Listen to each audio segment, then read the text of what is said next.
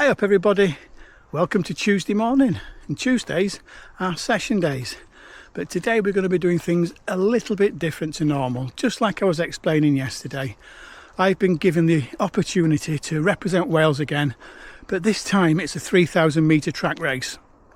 If any of you watching this have done a track race before, you'll know that those shorter distances are an extra level of intensity. An extra level of pain. You really have to dig deep and push hard to get the results. So today is the 4th of August, the race is on the 21st. Basically, how training goes, whatever fitness I've got now is what I'm going to be bringing to the table for race day. But what I can do is I can prepare myself so that working at that level of pain and intensity isn't such a shock on race day. So over the next few sessions I'll be increasing things a little bit, but I'm going to be doing it in a kind of sensible way. I will be swapping 1 or 2 sessions out as well if I can, but today is the 10 by 3 minutes sub-threshold session normally. So what I'm going to do is, instead of running that to intensity or heart rate and keeping it sub-threshold, I'm going to run this to pace, and if the intensity and the heart rate creeps a little bit above normal levels, then so be it. I have got to get myself used to working that little bit harder, and that is an easy, gentle introduction into it. Thursday, if the track's free, I hope to be doing a track session there.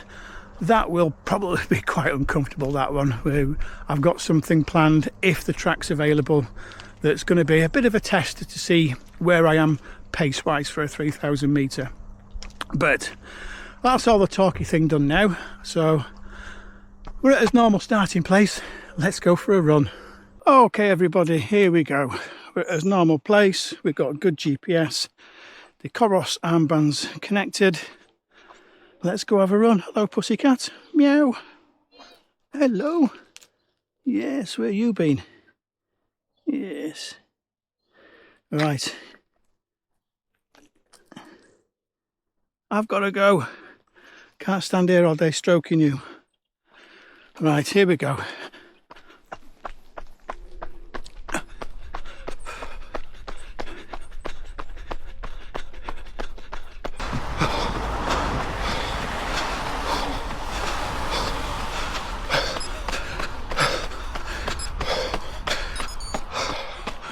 That was 152 heart rate then.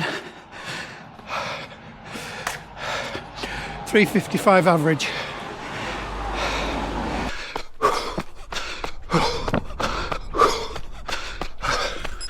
161.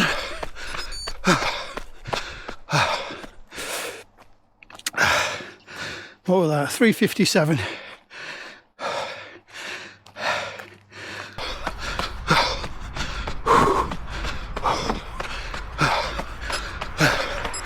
Oh, look at that.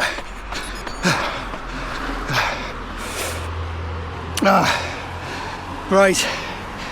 When I went over the humpback bridge then, over the River Severn, my heart rate shot right up. So I'm going to do something that Lee Cook advised a long time ago, because we've had some rainfall and it's really hot, and that means it's really humid. So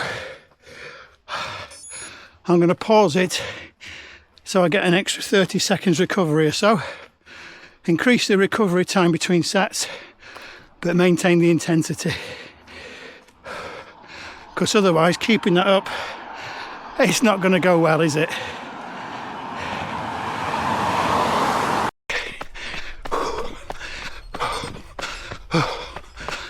One 164.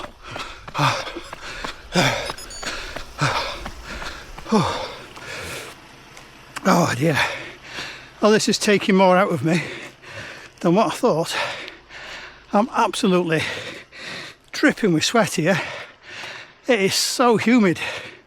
First bit of rain and that sun's drying it out, and the humidity levels are absolutely through the roof.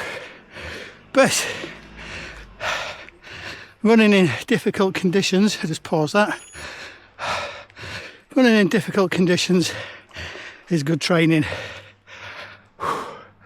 but I am going to keep the increased recovery time, or else it's going to be too difficult a session.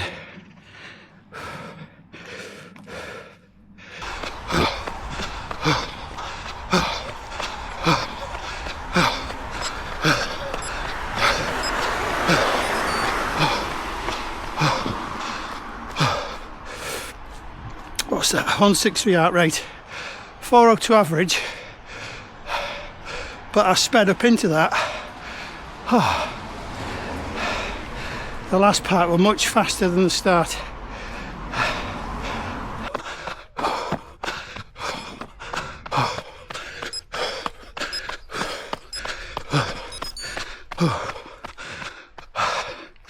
I've got sweat running into my eyes. I can hardly see. It is so humid. Wow. Well, I said I wanted to work a bit harder on these sessions, and I got my wish, didn't I?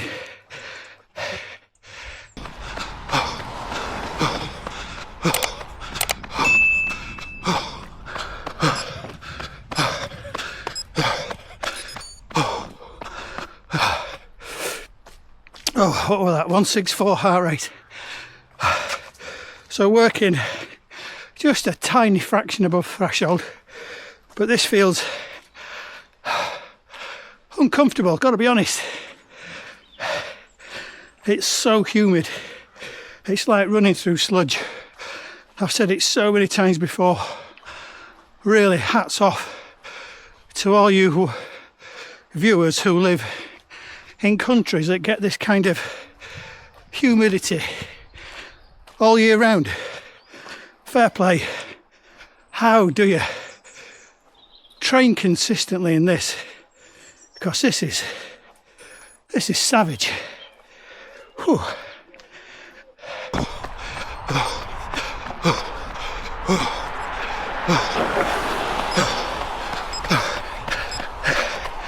Oh my word.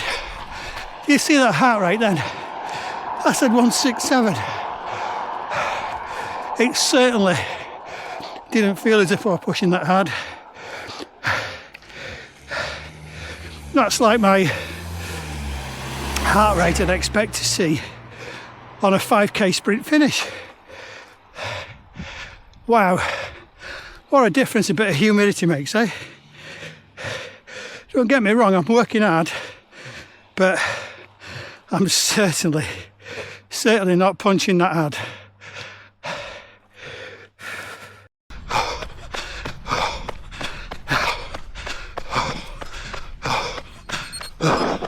.167 and 340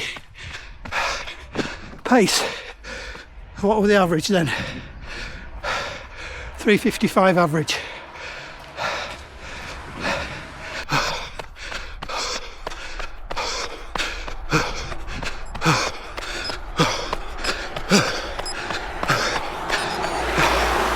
And there we go. Session done. That was 167 heart rate and an average pace of 346. And there we go, everybody. My first non-Norwegian singles session in 8 months. The objectives were to experience a bit more of the intensity, which I did. The heart rate actually indicated I was right at the top end of absolute maximum effort, but that was humidity. I was working very hard, don't get me wrong, but I was not working flat out. So I'm still going to stick to load management. I worked hard today, so tomorrow is going to be much easier than what I normally do. Normally I do a 60 minutes easy. That's going to be greatly reduced, just to try and even things out, so that when I do go to me, if I can get on the track on Thursday, if I get to that session, then I'm feeling rested and ready for it. But I'm soaking through now. I've got to get home, I've got to get cleaned up and ready for work. But I'll show you the shoes, and today we're going to be a spicy session, so I put some spicy shoes on. And today I wore the Leaning Fedian 5 Challengers and if you look, I matched them off with some really nice monkey socks. So that's today done.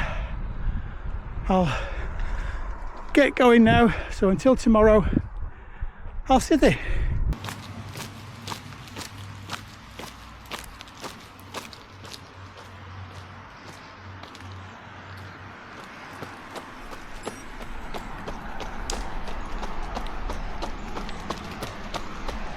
Hi up everybody, welcome to Wednesday.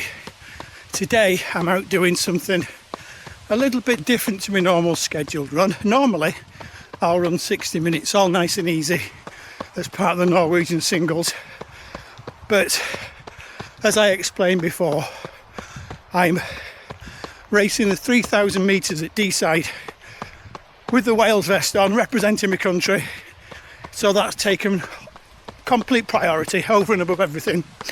And my normal sub-threshold sessions, they're being swapped over to more specific 3,000 metre work and some sharpeners to get myself ready for the, I'll say, pain of running that hard.